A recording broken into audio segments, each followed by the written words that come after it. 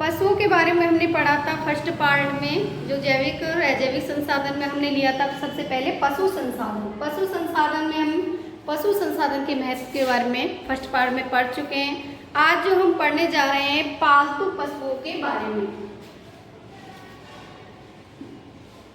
कि भारत में कौन कौन से पालतू पशु हैं। तो देखिए, सबसे पहले हम लिखते हैं गाय, बैल। गाय और बैल के बारे में देखिए, भारतीय परंपरा के अनुसार गाय को पवित्र स्थान दिया गया है। गाय को गोमाता के नाम से हम जानते हैं, क्योंकि ये इसका जो दूध होता है वह अमृत के समान होता है और स्वास्थ्यवर्धक पौष्टिक माना गया है। वसा कम होती है इसके दूध में। तो सबसे पहले हम गाय के बारे में जानकारी लेते हैं। देखिए, गाय भारत में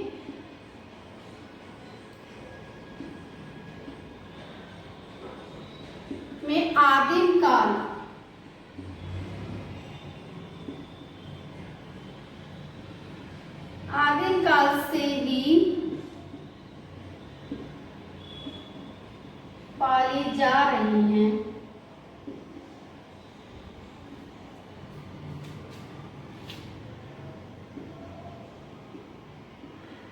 वैज्ञानिक दृष्टिकोण के अनुसार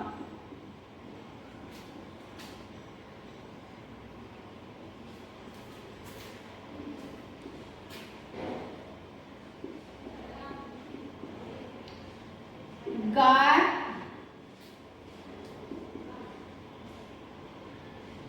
का दूध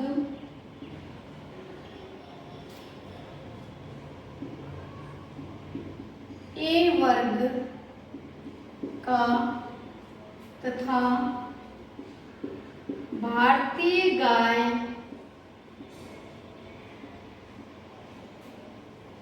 अधिक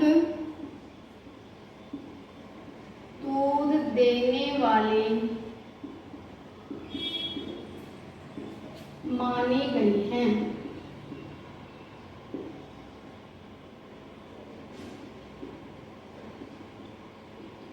गाय को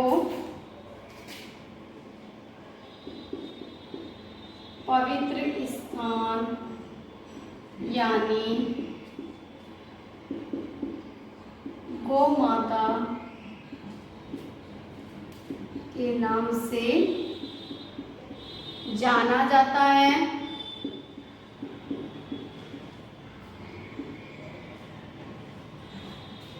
भारत में गायों की संख्या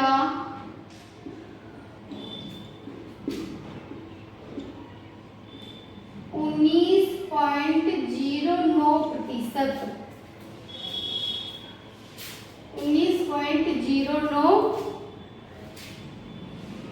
करोड़ मानी गई है।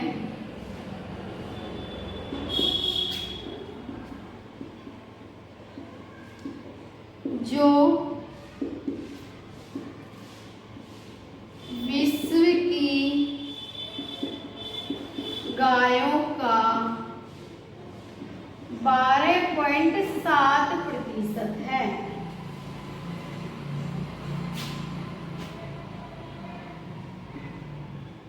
भारत में गायों को पूजा जाता है।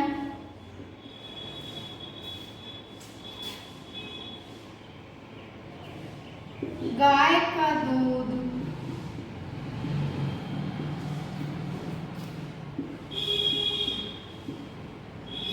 स्वास्थ्य के लिए पौष्टिक व अमृत के समान माना गया है। भारत में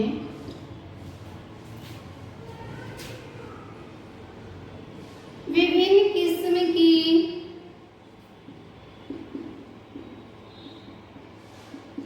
कि गायें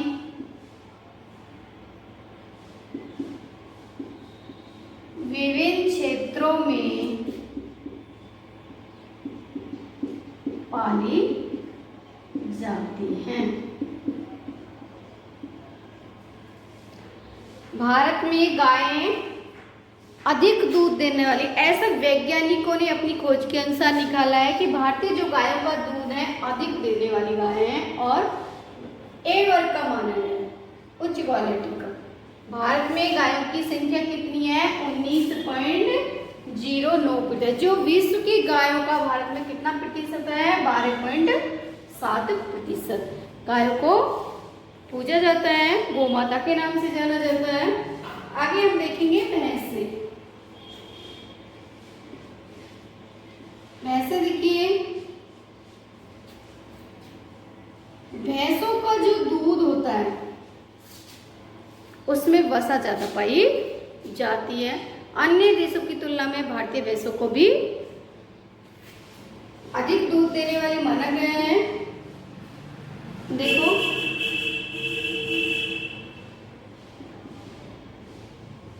गाय की तुलना में भैंसें अधिक दूध देती हैं। भैंस का दूध अधिक वसा युक्त होता है।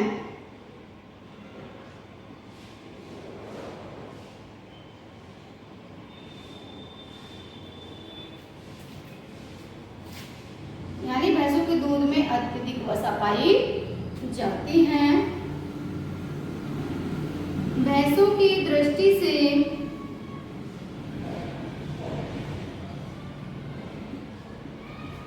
भारत का प्रथम स्थान है।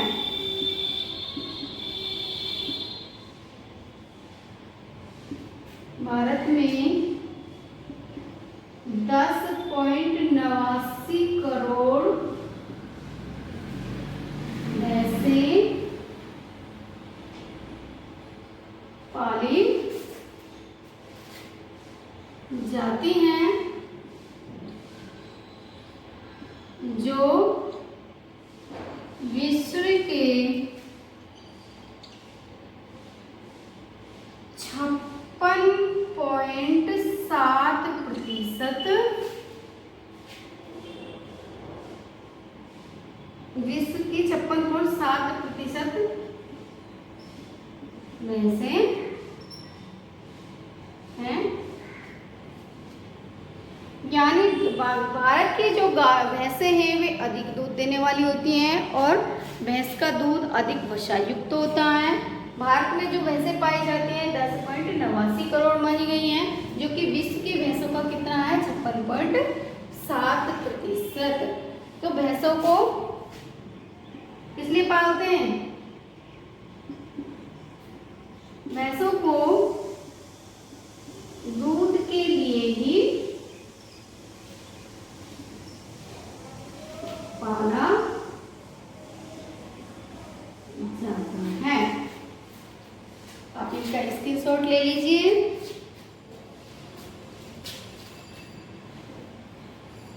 अब हम देखेंगे नेक्स्ट बकरियां। यानी भारत में जो बकरी हैं कहाँ कहाँ पाई जाती हैं?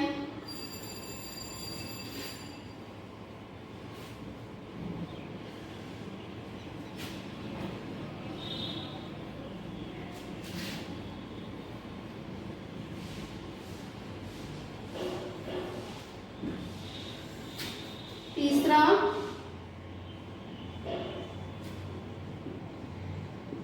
बकरियां। देखिए, बकरियों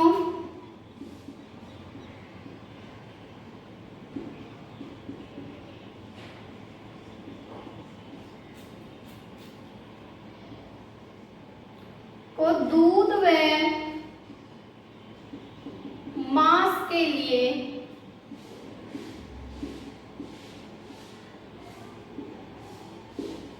पाला जाता है। बकरियों से हमें दूध भी प्राप्त होता है और मांस भी प्राप्त होता है। बकरी प्रतिदिन 1 लीटर से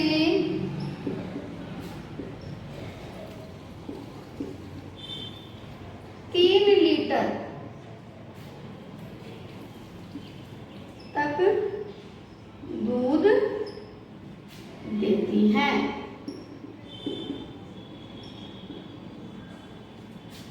भारत में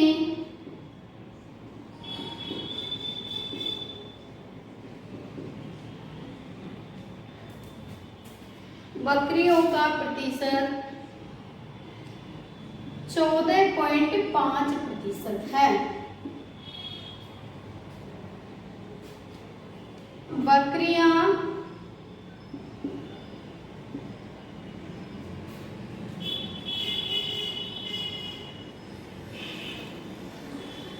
उत्तर प्रदेश,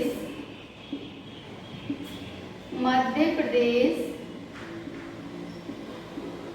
महाराष्ट्र,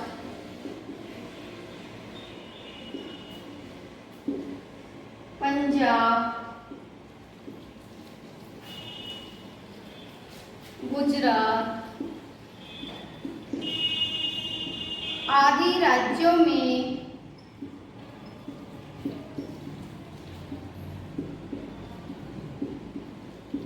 पाली जाती हैं।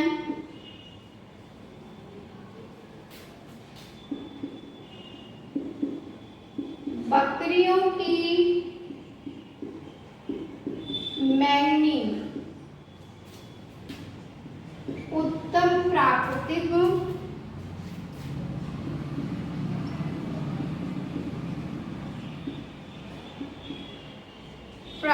खाद है। बकरी पालन में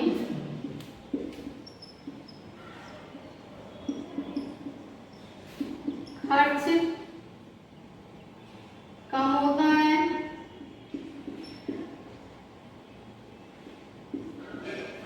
और बढ़ोतरी ज्यादा होती है।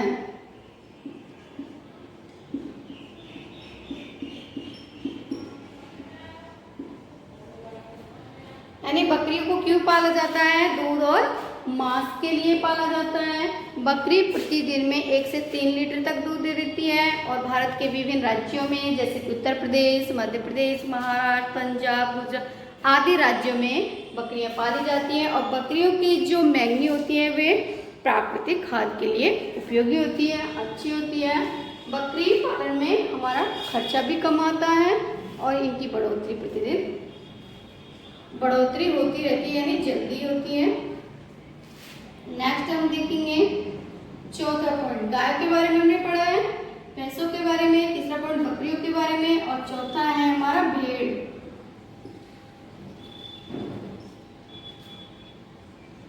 देखिए भेड़ों को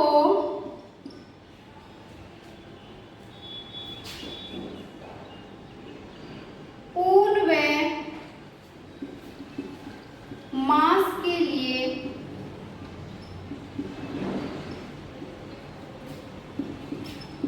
पाला जाता है। भेड़ों से हमें ऊन प्राप्त होती है और मांस के लिए भी पाला जाता है इनको। भेड़ें शुष्क व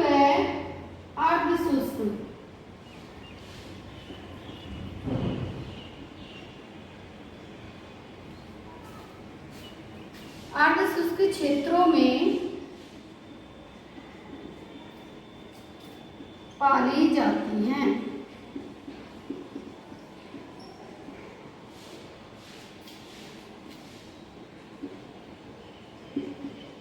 भारत की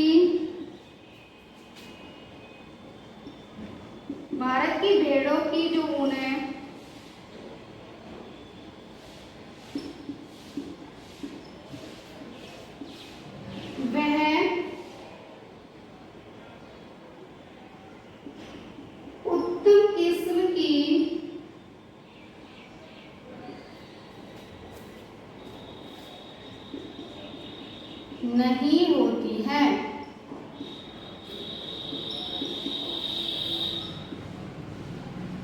इसलिए इसे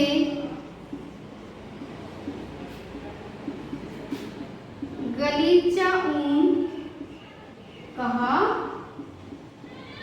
जाता है।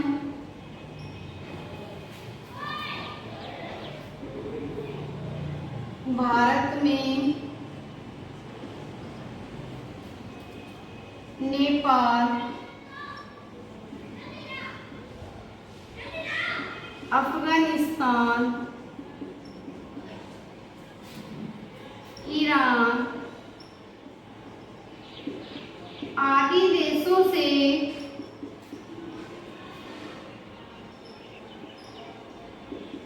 अच्छी ऊन आयात की जाती है। भारत में भेड़ों का प्रतिशत 6.5% है। यानी भारत में जो भेड़ पालन है वो किसके लिए किया जाता है? ऊन और मांस के लिए। और शुष्क और अर्धशुष्क क्षेत्रों का जीविकोपार्जन का ये एक अच्छा साधन है। इसके द्वारा भेड़ों पालन के द्वारा वो अपनी जीविका चलाते हैं। लेकिन भारतीय भेड़ों की जो ऊन होती है वो अच्छी किस्म की नहीं मानी गई है, इसलिए उसको गलीचा ऊन के नाम से जाना जाता है। और भारत को जो अपनी धंधों के लिए, उद्योग धंधों के लिए जो ऊन की जरूरत पड़ती है तो विदेशों से ऊन को मंगवाता है। तो उन देशों के कुछ नाम है, जैसे कि नेपाल, अफगानिस्तान, ईरान आदि देशों से ये ऊन आयात करवाता है। इसका भी आप स्क्रीनशॉट ले सकते हो।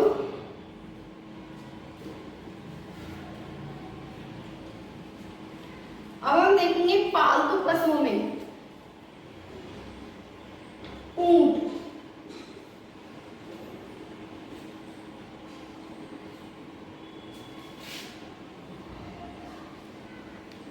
ऊंट जो है, देखिए, उसको रेगिस्तान का जहाज क्यों कहा जाता है? तो उसके शरीर की कुछ ऐसी विशेषताएं होती हैं जिनके कारण ऊंट को रेगिस्तान का जहाज कहा जाता है।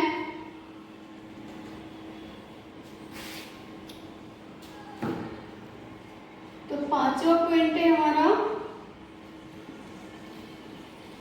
ऊंट।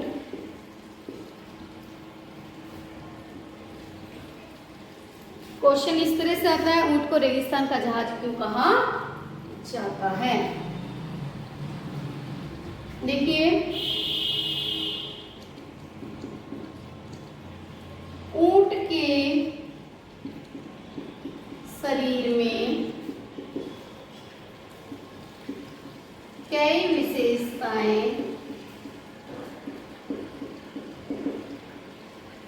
होती हैं।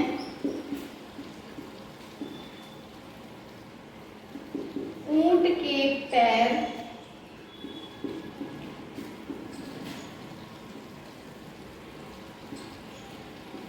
गद्देदार व तलवे चौड़े होते हैं।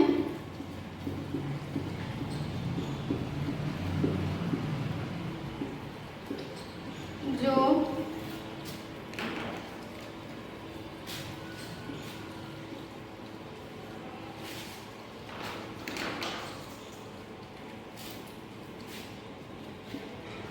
रेत में नहीं धंसते हैं।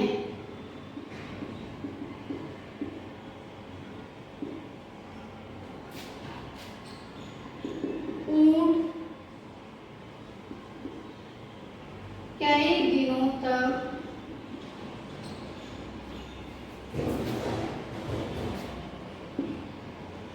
पानी पिए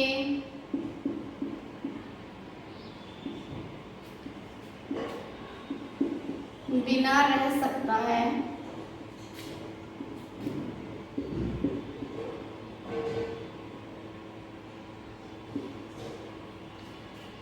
क्योंकि ऊंट को पसीना बहुत कम आता है।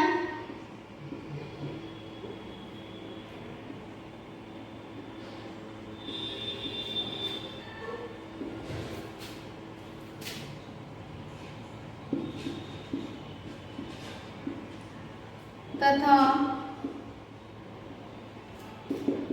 ऊंट का मल मूत्र गाढ़ा होता है,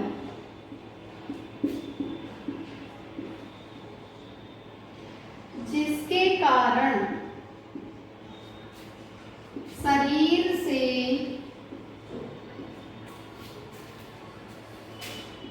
जल कम मात्रा में निकलता है। ऊंट एक दिन में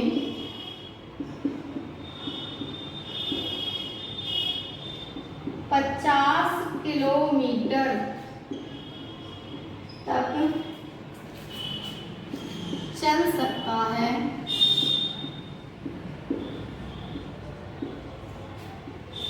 भारत में विश्व के अनुपात का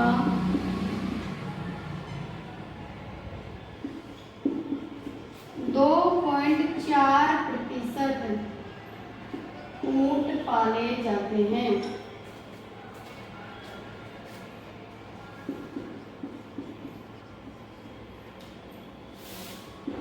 ऊंट के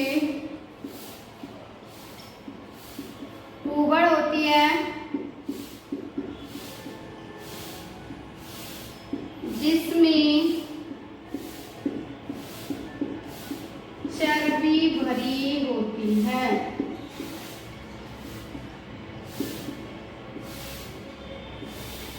भारत में एक कुंवड़ वाले ऊंट तथा अरब देशों में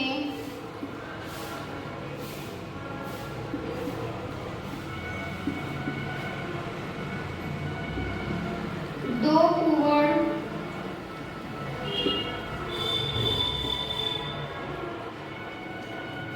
वाले ऊंट पाले जाते हैं। तो देखिए, हमने आज पालतू पशुओं के बारे में पढ़ा है, जिसमें हमने 5 पालतू पशुओं के बारे में पढ़ा है।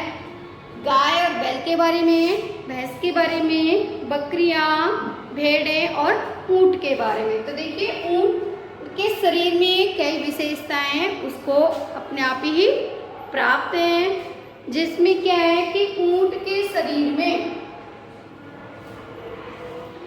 एक तो क्या होता है, उसका जो मलमूत्र होता है वो गाढ़ा होता है और उसको पसीना भी बहुत कम आता है, जिससे उसके शरीर से जल की जो मात्रा है वो कम ही विसर्जित होती है, कम मात्रा में निकलता है और इसके कारण वह कई दिनों तक पानी पिए रह सकता है। ऊंट के जो पैर होते हैं वे गद्देदार होते हैं, नीचे से उनके तलवे जो होते हैं वे चौड़े होते हैं, जो रेत में नहीं धंसते हैं, इसके कारण वो रेत में आसानी से चल लेते हैं। ऊंट के एक कुबड़ पाई जाती है, कुबड़ में क्या होता है, चर्बी भरी होती है जो उसकी पूर्ति करती रहती है शरीर की। भारत में एक कुबड़ वाले ऊंट पाए जाते हैं और अरब देशों में 2 कुबड़ वाले ऊंट पाए जाते हैं।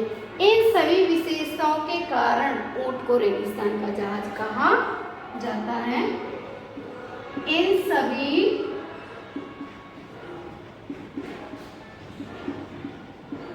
विशेषताओं के कारण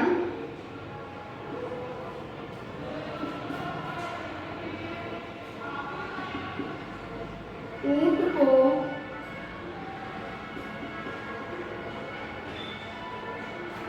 रेगिस्तान का जहाज कहाँ जाता है।